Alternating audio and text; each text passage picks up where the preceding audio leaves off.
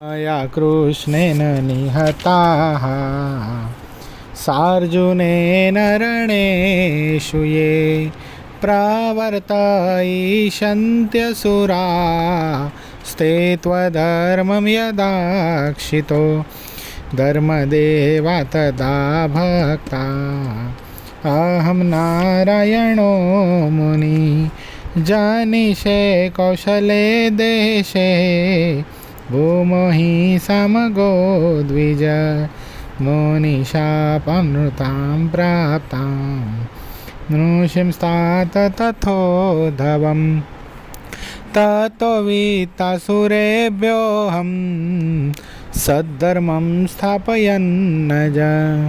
ओम अवतारिणे श्री स्वामीनारायणाय नमो नमः। श्री हरिकृष्णाय घनश्यामाय सहजानंद स्वामीने नमो नमः। સંવત 1877 અષાઢ સુધી ત્રીજને દિવસ સ્વામી શ્રી સહજાનંદજી મહારાજ શ્રી ગરડામધે દાદા ખાચરના દરબારમાં વાસુદેવ નારાયણના મંદિરની આગળ આથમણે બારણે ઓરડાની ઓસરીએ વિરાજમાન હતા. શ્વેત ખેસ પહેર્યો હતો, શ્વેત ચાદર ઓઢી હતી, મસ્તક ઉપર શ્વેત પાગ બિરાજમાન હતી અને કંઠને વિશે શ્વેત પુષ્પનો હાર પહેર્યો હતો અને પોતાના મુખારવિંદની આગળ મુનિ તથા દેશ દેશના હરિભક્તની સભા ભરાઈને બેઠી હતી. પછી નિર્માનાનંદ સ્વામીએ પૂછ્યું છે, ભગવાન અને ભગવાનના સંત તેને વિશે દોષ બુદ્ધિ ન આવે તેનો શો ઉપાય છે? શું પ્રશ્ન છે યશ ભગત? અહીંયા આવી જાઓ, થોડાક નજીક આવી જાઓ મારી, એટલે મારે તાણીને ન બોલવું પડે. થોડાક નજીક આવી જાઓ બસ. શું પ્રશ્ન આવ્યો? ભગવાન અને ભગવાનના જે સંત તેને વિશે દોષ બુદ્ધિ ના આવે તેનો શું ઉપાય છે? પહેલાં તો દોષ બુદ્ધિ એટલે શું? ભગવાન અને ભગવાનના સંત એને વિશે દોષ બુદ્ધિ ન આવે તો દોષ બુદ્ધિ એટલે શું? હિતરાજ ભગત. સરસ. અવગુણ એટલે શું? હવે કયો. અવગુણ શબ્દ વચનામૃતનો છે. જેની અંદર ગુણ નથી નહીં, જેની અંદર જે દોષ નથી, ગુણ નહીં, દોષ નથી. ઓકે, તો હવે એનો ઉપાય શું છે? શું ઉપાય છે પુષ્પેન્દ્ર ભગત? મારે જ બતાવશે. તમને શું લાગે છે?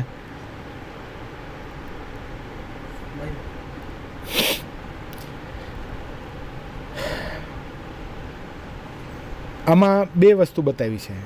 ભગવાનનો પણ દોષ ના આવે, સંતનો દોષ તો આપણે કોઈ ક્રિયા જોઈએ એવી લાગે આપણને કે ભાઈ આવું ન કરવું જોઈએ તો દોષ આવે, પણ ભગવાન તો હવે ભગવાનને વિશે દોષ આવવાની શક્યતા કેવી રીતે? ભગવાનને વિશે દોષ બુદ્ધિ કેવી રીતે પરઠાય જીવાત્માને? એ તો માનુષિક ચરિત્ર તો ભગવાન પ્રત્યક્ષ માનુષિક ભાવે આ પૃથ્વી પર આજથી 243 વર્ષ પૂર્વે હયાત હતા ત્યારે કરતા હતા. બરાબર છે?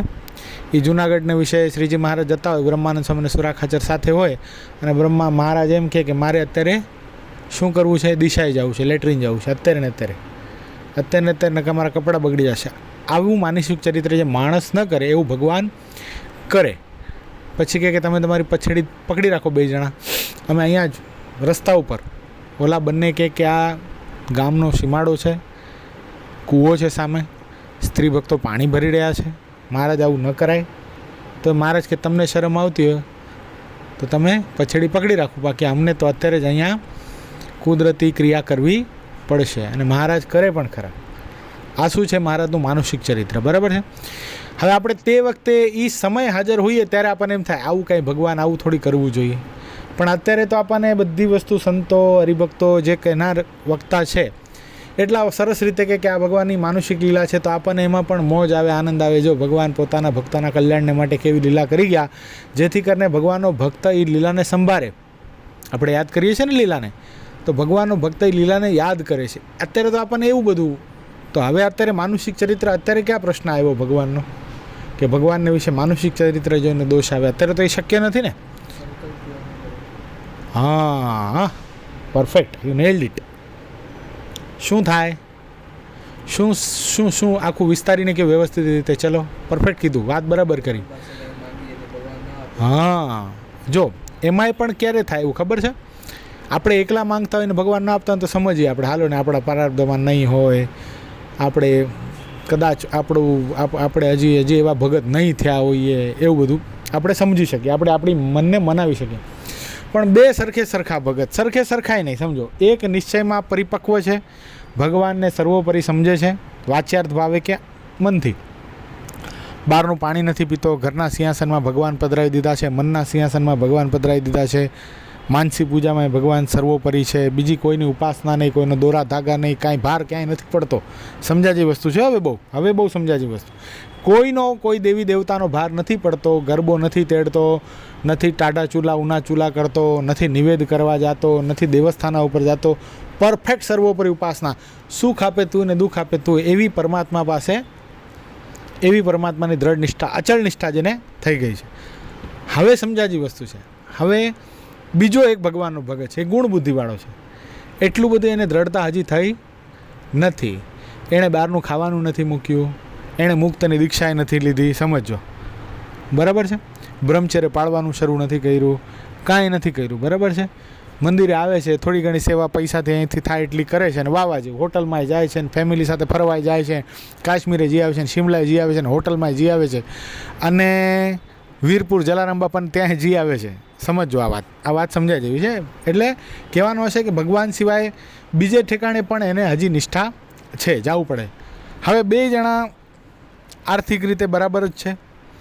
હવે આ જે ભગવાનનો ભક્ત છે, સર્વોપરી નિષ્ઠાવાળો, ભગવાનને સર્વ કરતાં જાણે છે, ભગવાન સિવાય બીજું કોઈ એનું કોઈ સારું કરવા જાય તો એ ભગવાન સિવાય મારું કોઈ સારું એ ન કરે એવી અપેક્ષા છે. હવે એની પડતી થાય છે. સમજ્યા જે વસ્તુ છે. બિઝનેસમાં બહુ મોટું નુકસાન જાય છે, ઘરમાં કંકાસ થાય છે, ઘરમાં બીમારી સીમારી આવી જાય છે, એકદમ પરિસ્થિતિ બહુ બગડી જાય છે. ઓલો દિવસે દિવસે પ્રગતિ કરે છે. ત્યારે શું શક્યતા છે પુષ્પેન્દ્ર? ભગવાનને વિશે દોષ પરઠવાની શક્યતા છે કે હું આટલું બધું કરું છું તોય પણ ભગવાન મારો સાથ કેમ નથી આપતા ને ઓલાનો સાથ કેમ આપે છે? આ શક્યતા ખરી? આપણી સાથે આવું થાય તો શું થાય પુષ્પેન્દ્ર? શું થાય? દોષ આવે કે ન આવે? સંકલ્પ તો થઈ જાય ને કે ભગવાન આવું શું કામ કરતા હશે? થાય કે નહીં? અહીંયા ભગવાન પ્રત્યે દોષ બુદ્ધિ આવવાની શક્યતા છે. એટલે આ વસ્તુ બહુ મહત્ત્વની છે. આપણે જે કાંઈ કરીએ છીએ, હાલો આપણે સર્વોપરી નિષ્ઠા દ્રઢ કરીએ છીએ, આપણે ભગવાન માટે સાધનો કરીએ છીએ, ભગવાનની ઉપાસના દ્રઢ કરીએ છીએ, ભક્તિ કરીએ છીએ, 3 ટાઈમ મંદિરે આવીએ છીએ, બહારનું ખાતા નથી, બ્રહ્મચર્ય વ્રત અતિશય દ્રઢ કરીને પાળીએ છીએ, અખંડ ભગવાનને યાદ કરીએ છીએ, તેલ ધારા વ્રત ભગવાનમાં વૃત્તિ રાખીએ છીએ, મુક્ત ભાવે ભજન કરીએ છીએ. આ બધું કરવાથી આપણને ફાયદો છે કે ભગવાનને?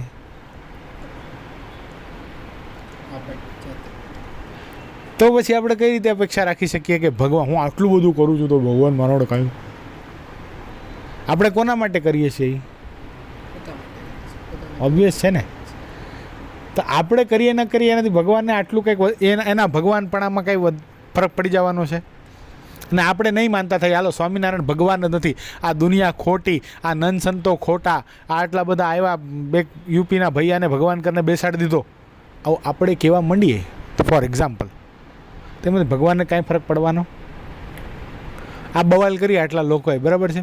એમાં ઘણાએ કીધું કે યુપીમાંથી ઉપાડીને ઘનશ્યામ નામના ભૈયાને આ લોકોએ ગુજરાતમાં લાવીને ભગવાન કરી બેસાડ્યો, બાકી આ કોઈ સનાતન ભગવાન નથી ને 24 અવતાર ને 10 અવતારમાં ક્યાંયનું નામ છે? આવા પ્રશ્ન કર્યા, બરાબર છે. આમાં સ્વામિનારાયણ ભગવાન કે સ્વામિનારાયણ સંપ્રદાયને કાંઈ ફરક પડ્યો? કાંકરી ખરી? તો આપણે ભક્તિ ઉપાસના કરીએ છીએ એમાં આપણને જ ફાયદો છે, ભગવાનને નથી. આટલી પહેલાં તો દ્રઢ ગાંઠ વાળી લેવી જોઈએ કે આપણે જે કાંઈ કરીએ છીએ એ આપણા માટે કરીએ છીએ, ભગવાન માટે કરતા નથી. પહેલી વાત, ભગવાનની સાથે આપણે પ્રેમ કરવાનો છે, અપેક્ષા નથી બાંધવાની કે હું તારને યાદ કરું, હું તારી ભક્તિ કરું તો તું મારું આટલું કામ કરી દે તો તું ભગવાન. બેરોમીટર નથી બાંધવાના કે ભગવાન મારા આટલા સંકલ્પ પૂરા કરી દે તો ભગવાન.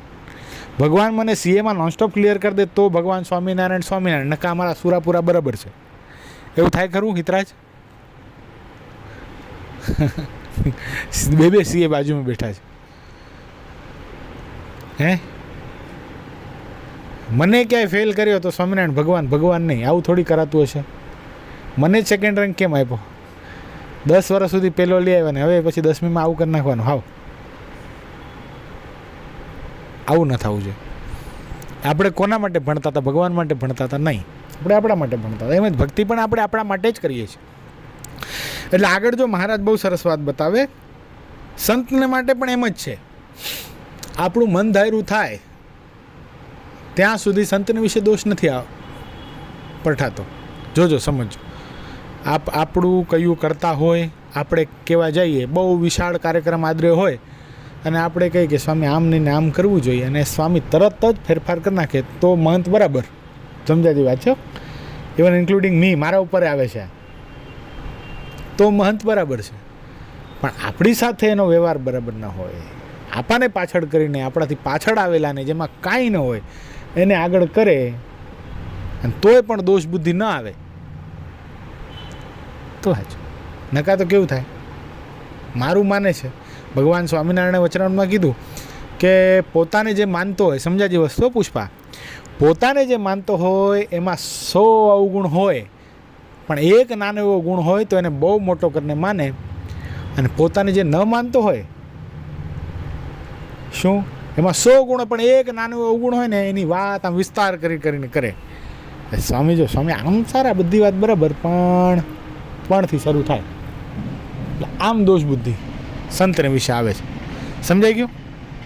આખા ગામને સંત શિબિરમાં લઈ જવાનું કીધું હોય પણ આપણને ન કીધું હોય તો આપણને તરત ઠેસ પહોંચે છે કે નહીં?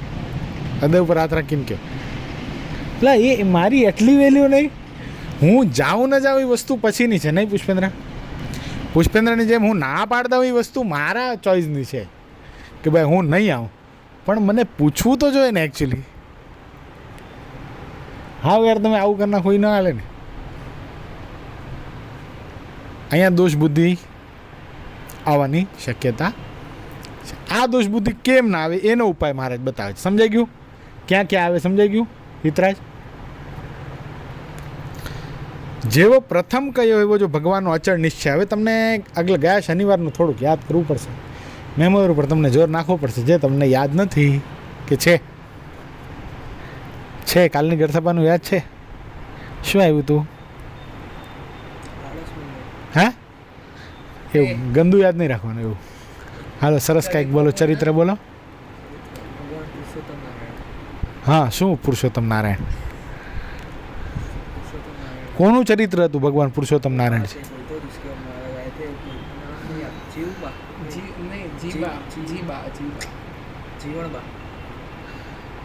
ઓલા દરજ કોલારપુરના દોષ. પછી એક પટેલનું દ્રષ્ટાંત આવ્યું હતું. બ્રહ્માનંદ સ્વામીએ પટેલને પૂછ્યું, બરાબર. પછી ભગવાન માટે સરસ મજાની ડગલી સીવી હતી, એ દરજીનું નામ શું? સુરતના આત્મારામ ભગત. આજે થોડાક ઓછા છે ને કે મારે એક સંકલ્પ હતો, આવતા શનિવારે કહીશ. ના ના, આટલાક વધ્યા છો ને એ નહીં વધે.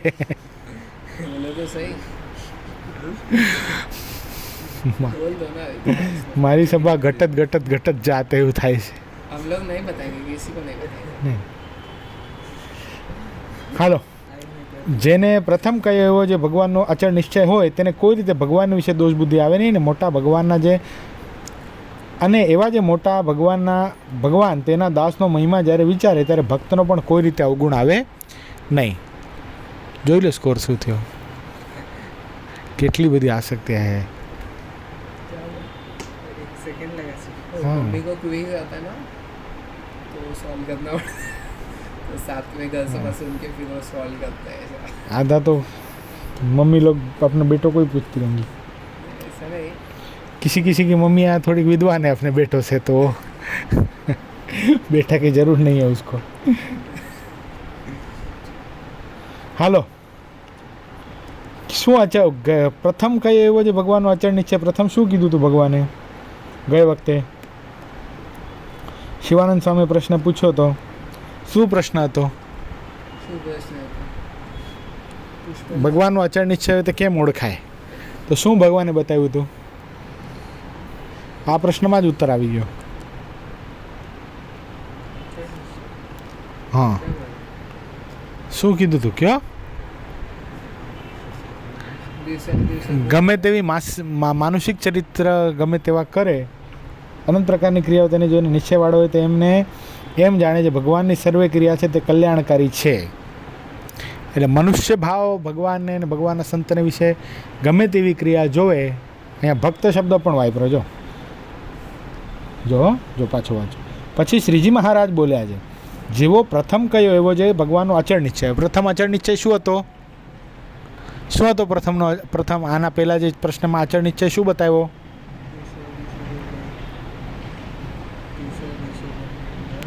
શું દિવસે દિવસે ગુણ લે? અનંત પ્રકારની જે ભગવાનની ક્રિયાઓ તેને જોઈને એ માનુષિક ચરિત્ર હોય તોય ભલે અને દિવ્ય ચરિત્ર હોય તોય ભલે, તો પણ ભગવાનની ક્રિયાને કેવી લાગે? કલ્યાણકારી લાગે. આવો જેનો સ્વભાવ હોય એને શું છે? અચળ નિશ્ચય છે. હવે આવો જે અચળ નિશ્ચય છે એને કોઈ રીતે ભગવાનની વિશે પણ દોષ બુદ્ધિ ના આવે અને એવા જે મોટા ભગવાનનો જે ભગવાન તેનો જે દાસનો મહિમા જ્યારે વિચારે ત્યારે ભગવાનના ભક્તનો પણ કોઈ રીતે અવગુણ આવે નહીં. આટલા મોટા ભગવાન છે એનો આ ભક્ત છે એટલે એનો નાનો મોટો સ્વભાવ હોય એની ગણકારવો નહીં. નાનો મોટો સ્વભાવ એટલે શું? કેટલો ગણકારવો નહીં ને કેટલો ગણકારવો. હાલો મોબાઈલ નહીં. યસ, કેટલોક સ્વભાવ જોવો ને કેટલોક નહીં જોવો. શું કરે તો એનો અવગુણ લેવો જોઈએ ને શું કરે તો નહીં લેવાનો.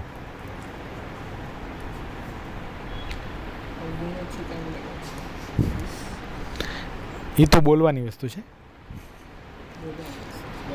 કેટલોક અવગુણ લેવા જાય છે એ તો આપણને ખબર છે ને. હાલો બોલો, શું કરે ભગવાનના દાસ? એમાં સંતો આવી ગયા, હરિભક્તો આવી ગયા. હા, ધર્મ સંબંધી એટલે શું? સરસ સમજાઈ ગયું. એમાંય પણ અવગુણ જોવો બહુ ન રહેવાય તો વાત છે. બાકી એ એનો પ્રશ્ન છે. શું છે? આપણો છે? આપણને કોઈ જવાબદારી આપી નહીં એટલે એનો અવગુણ આવે નહીં. કોને ના આવે? તો અચળ નિશ્ચય હોય ને.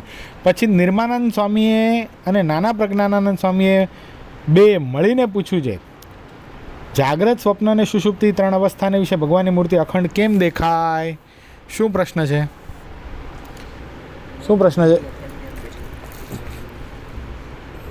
ખાલી ટૂંકું કહી દેવાનું. ભગવાનની મૂર્તિ અખંડ કેમ દેખાય? કઈ ત્રણ અવસ્થા? જાગ્રત, સ્વપ્ન અને સુષુપ્તિ. જાગ્રત અવસ્થા એટલે શું હિતરાજ? હમણાં છે એ જાગો છો તમે? પાકું? ઓકે. સ્વપ્ન એટલે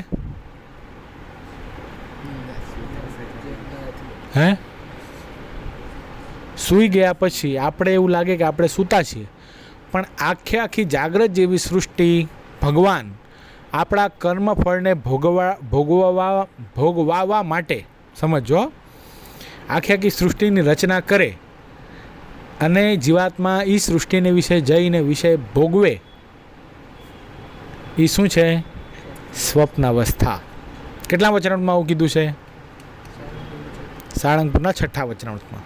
વિશ્વ અભિમાની જે દેવતા આવું શબ્દ વાપર્યો હતો. એ જીવ ક્યાં હોય છે? જાગ્રત સ્વપ્ન અવસ્થાને વિશે કયા સ્થાનમાં હોય છે? ખાલી હેડિંગ પાકા કર્યા છે અમે, હે ને? તો અંદર શું છે એ તો ખબર નથી. એક અવસ્થામાં બીજી બબ્બે અવસ્થા. પણ જીવાત્મા સ્વપ્ન અવસ્થામાં જાય છે ત્યારે કયા સ્થાનમાં હોય છે? દેહના કંઠ સ્થાનને વિશે. ક્યાં હોય છે? કંઠ સ્થાનને વિશે. ત્યારે આખું એને આમ પ્રોજેક્શન દેખાય, આખી સૃષ્ટિ દેખાય, બધું જ દેખાય કમ્પ્લીટ. નવી સૃષ્ટિ આખી રચના થઈ જાય ને.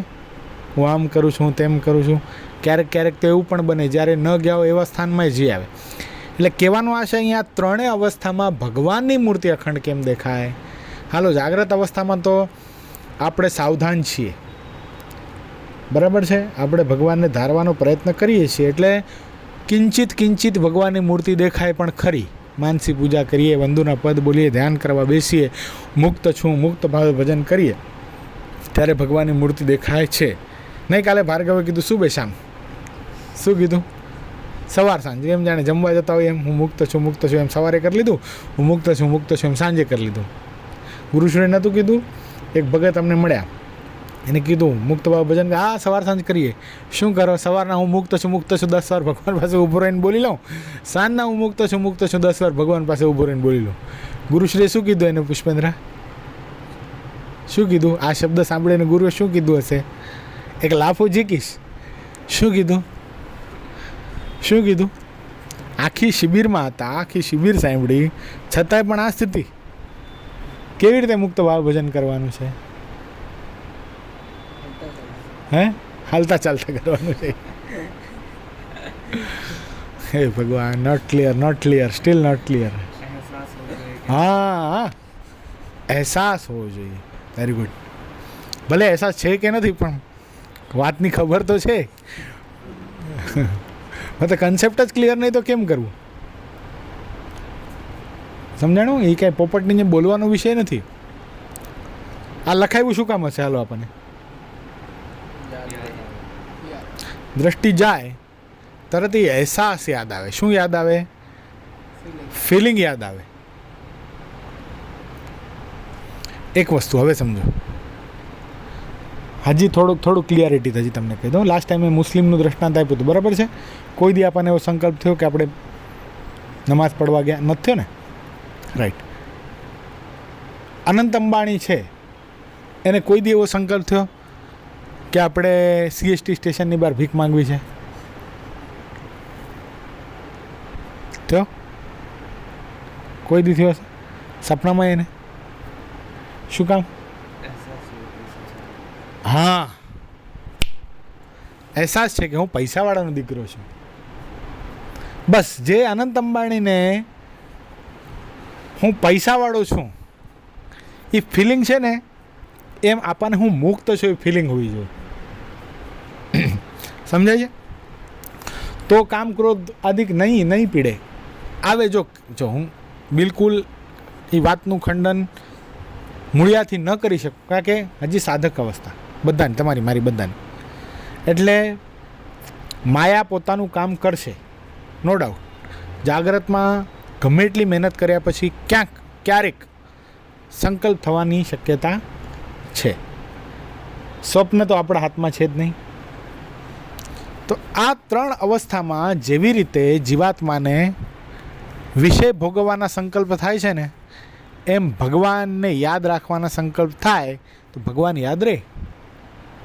સમજાય છે?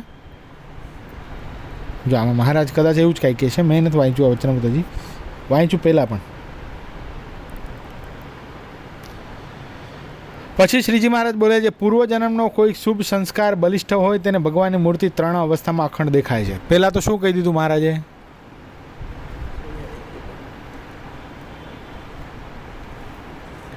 શું કહી દીધું?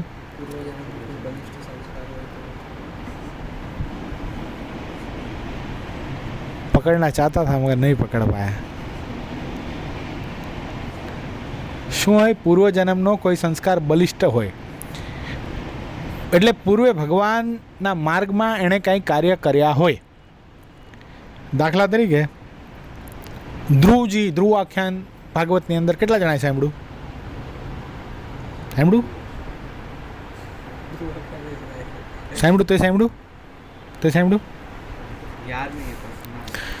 હવે ધ્રુવજીને ભગવાન કેટલા સમયમાં મળી ગયા? પ્રત્યક્ષ દર્શન ભગવાનને કેટલા સમયમાં મળી ગયા પુષ્પેન્દ્ર? 6 મહિનામાં. બરાબર છે? તો 6 મહિનામાં પ્રત્યક્ષ ભગવાને દર્શન આપ્યા. ઓમ નમો ભગવતે વાસુદેવાય આ મંત્ર એને નારદજી આપ્યો અને પ્રત્યક્ષ પરમાત્માએ દર્શન આપ્યા. શ્રીમદ ભાગવત એનું પ્રમાણ છે. હવે આ ઘટના ઘટી એના પછી એક વખત કૃષ્ણ પરમાત્મા અને અર્જુન હાલ્યા જતા હતા. એટલે અર્જુને સ્વાભાવિક રીતે ભગવાન કૃષ્ણને પૂછ્યું કે વાસુદેવ, મારો એક પ્રશ્ન છે કે બોલો પાર્થ. શું? કે એમ કહેવાય છે એ તદર્થમ જુહુરાજમ મહાન ચક્રવર્તી ઉગ્ર તપસ્વી કૃણવંતી તત્વાદે વિવેકીને. મોટા મોટા ચક્રવર્તી રાજાઓ રાજપાટનો ત્યાગ કરે, ઘરબારનો ત્યાગ કરે, બહુ ઉગ્ર તપશ્ચર્યા કરે, માથા ઉપર રાફડા જામી જાય, એટલી તપશ્ચર્યા કરે ત્યારે પણ આ પરમાત્માની ઝાંખી દુર્લભ છે. એવા જે પરમાત્મા, આટલા દુર્લભ પરમાત્મા એ ધ્રુવજીને કેવી રીતે સુલભ થયા? 6 મહિનામાં ખાલી આટલું? ભગવાને શું કીધું હશે? મંદ હાસ્ય કર્યું. અર્જુન કે તમારા મંદ હાસ્ય ઉપર મને કંઈ સમજ ના પડી. ભગવાને પોતાનો હાથનો ઇશારો કરી અને એક ડુંગરો બતાડ્યો. શું બતાડ્યું? ડુંગરો, માઉન્ટેન. એ કે આ ડુંગરને તું જોવે છે અર્જુન? એ ડુંગરાને જોઉં છું. બોલો એમાં શું? એ કે આ ડુંગર શું છે ખબર છે? કે ડુંગર ડુંગર છે, બીજું શું હોય?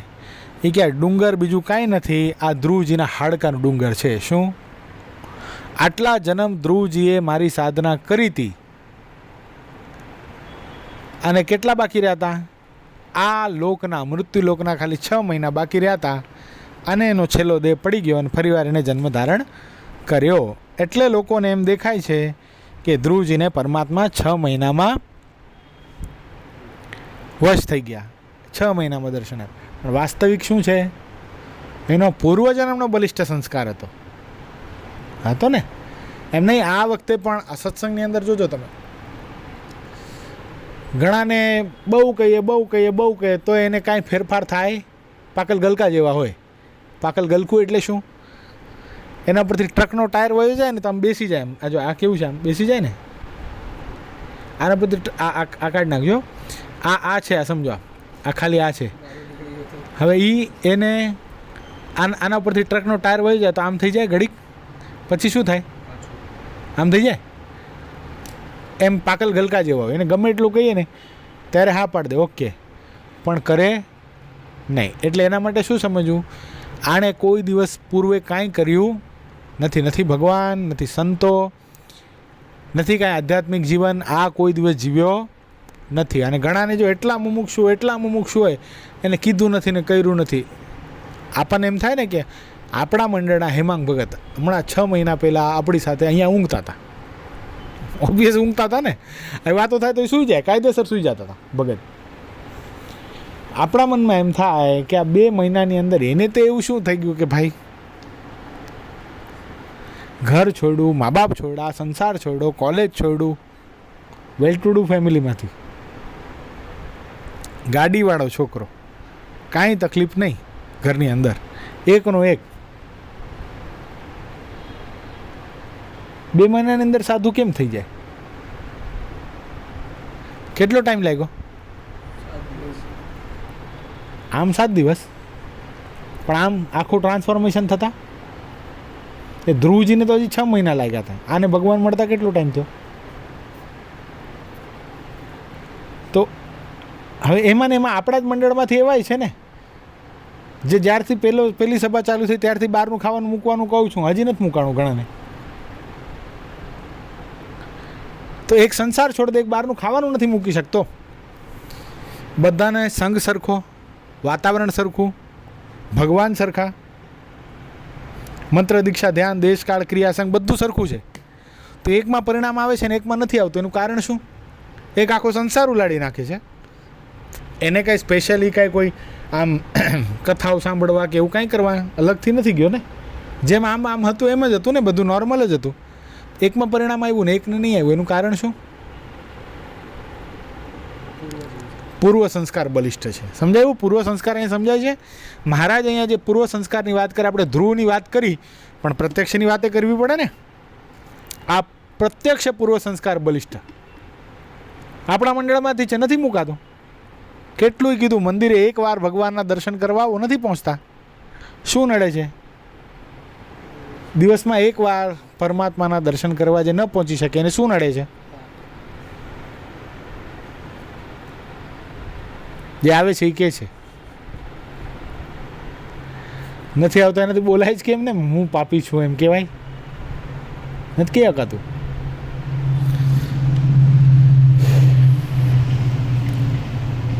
અથવા હવે સમજો, હવે મારે ઓપ્શન આપે છે. હવે આપણે તો એક સમજી લેવું, આપણને ભગવાનની મૂર્તિ અખંડ દેખાય છે, પહેલી વાત.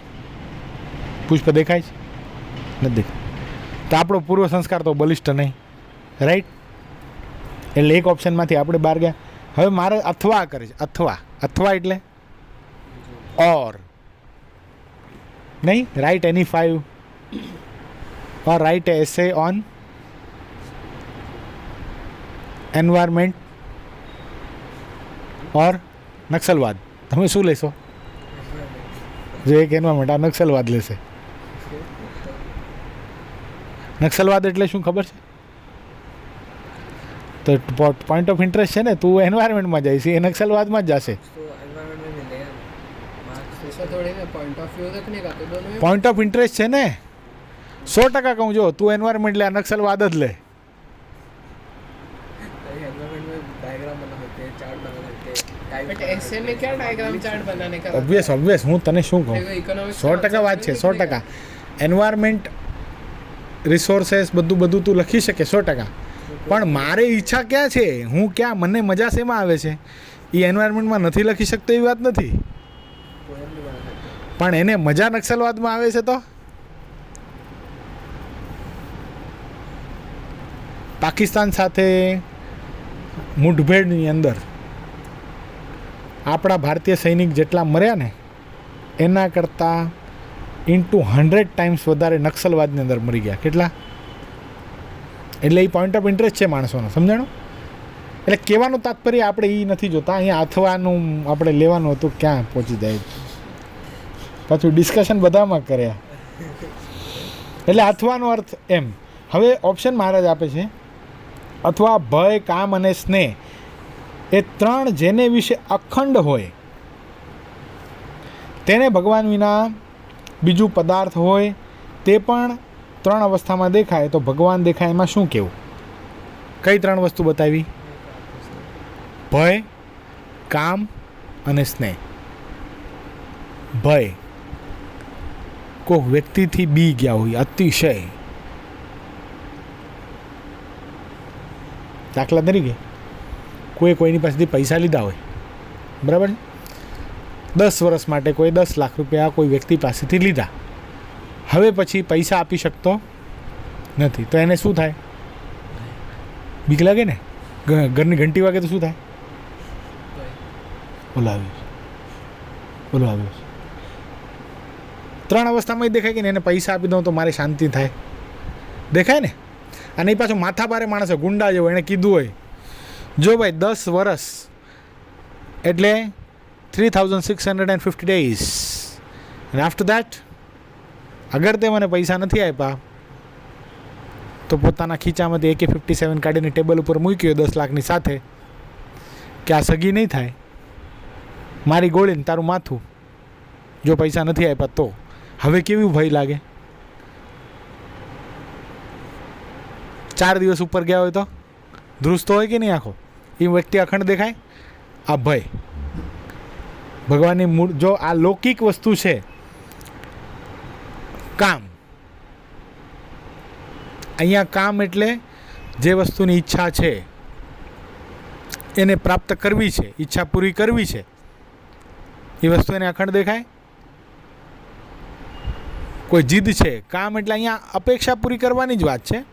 એ પછી વિષય ભોગની વાત હોય તો ભલે. દાખલા તરીકે કોઈને કોઈ સ્ત્રી બહુ જ ગમે છે, અતિશય ગમે છે, તો એને અખંડ દેખાય 3 અવસ્થામાં. એને પામે છૂટકો, તળસ્યો, એને પોતાની પત્ની 3 અવસ્થામાં દેખાતી. તુલસીદાસનું આખ્યાન મેં કીધું છે, આખી કથા કરેલી છે.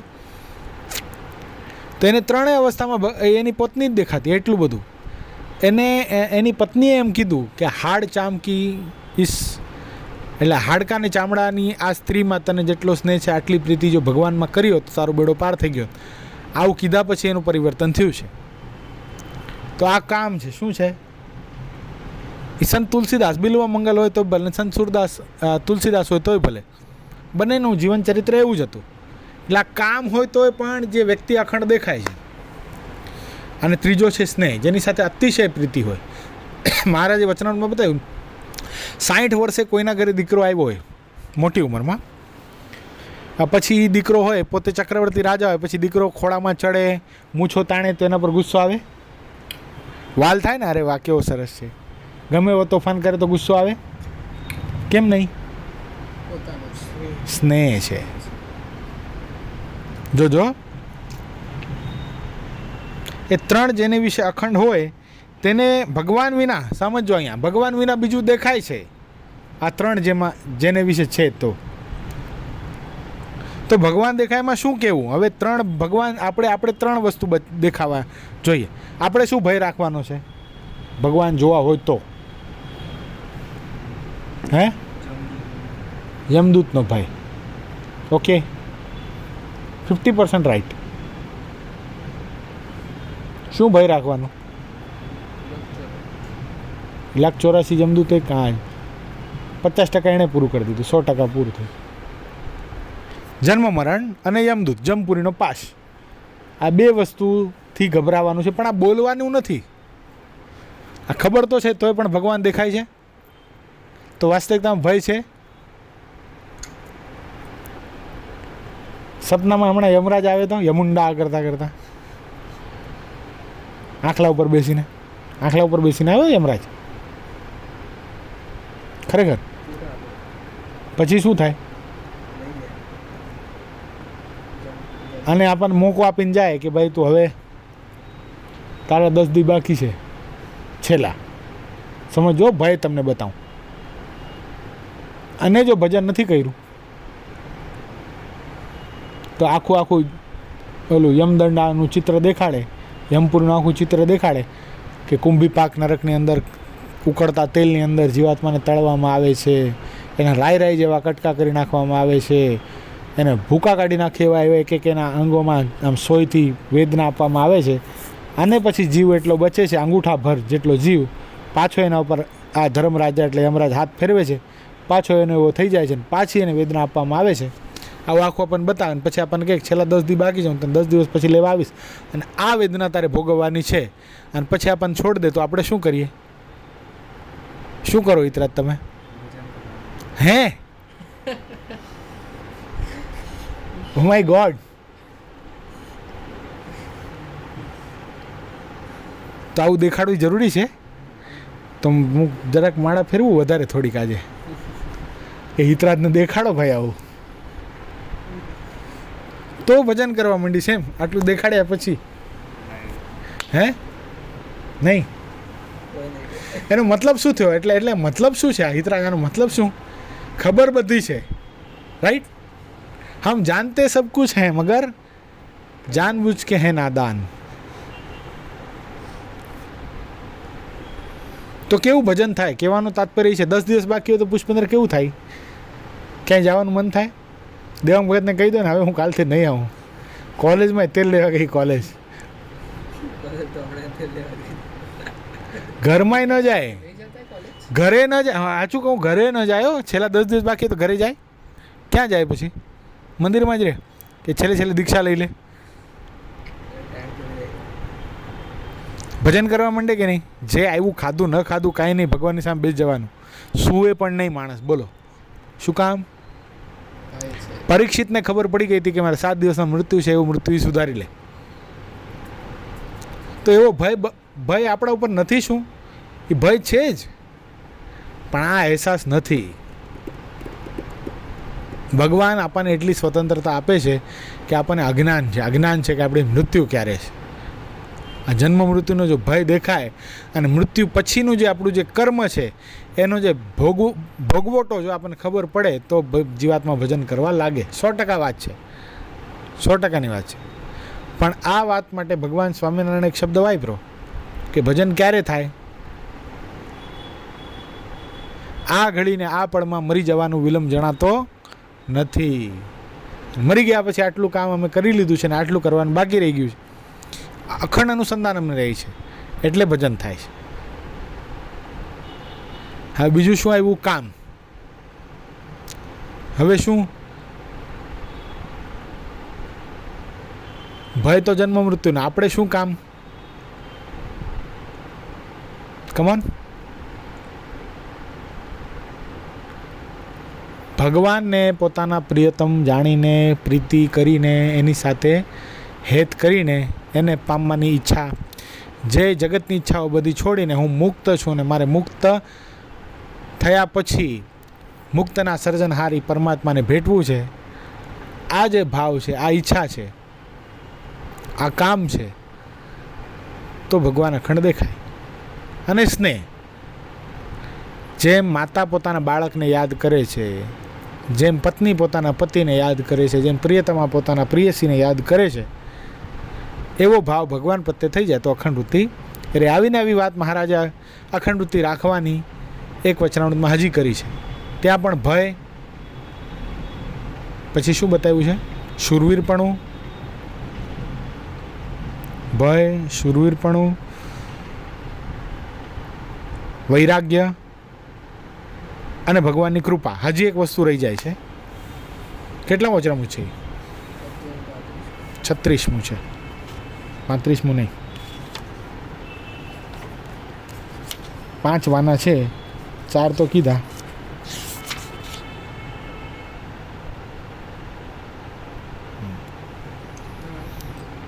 હા 36 આવ્યું ને. અખંડ વૃત્તિ રાખ્યાના 4 ઉપાય.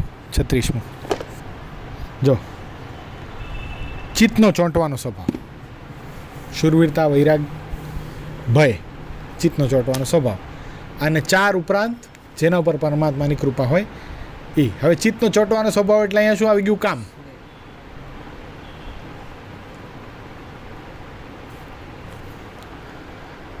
ભય તો ભય છે. વૈરાગ્ય એટલે સ્નેહ. વૈરાગ્યનો બીજો અર્થ શું થયો? કેવી રીતે અર્થ કરો જી? હું વૈરાગ્યનો બીજો અર્થ સ્નેહ કહું છું, તમે હા પાડી દીધી એમ નહીં. હા, ત્યાં શું શબ્દ આવી ગયો? આવી ગયો ને સ્નેહ. એટલે વચનામૃત એકબીજાને પૂરક જ હોય. કેટલામાં હતું એ? અત્યારે વચનામૃત કીધું મેં મધ્યનું 36મું. અને બીજું પદાર્થ હોય તે હા તો ભગવાન દેખાય. એમાં શું કહેવાય? તો દેખાય જ. શું કીધું? પણ શું હોવું જોઈએ? શેનો ભય? હિતરાજને હજી ભય નથી લાગતો. ખબર બધી છે. જ્ઞાની કો ક્યાં ઉપદેશ, એવું છે ને. હવે તો ઉપદેશ આપવાનો કંઈ અર્થ ન થયો મારે. આટલી સરસ એને એણે કેટલું સરસ કીધું. આવી મને ખબર પડે તો હું ભજન કરું. અદ્ભુત છે.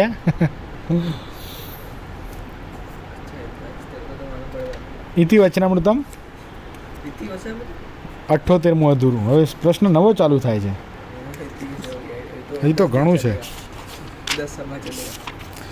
સજાનંદ સ્વામી મહારાજની જય. શ્રીપતિમ શ્રીધરમ સર્વદેવેશ્વરમ ભક્તિધર્માત્મજમ વાસુદેવમ હરે માધવમ કેશવમ કામદમ કારણમ સ્વામિનારાયણમ નીલકંઠમ ભજે. સજાનંદ સ્વામી મહારાજની જય.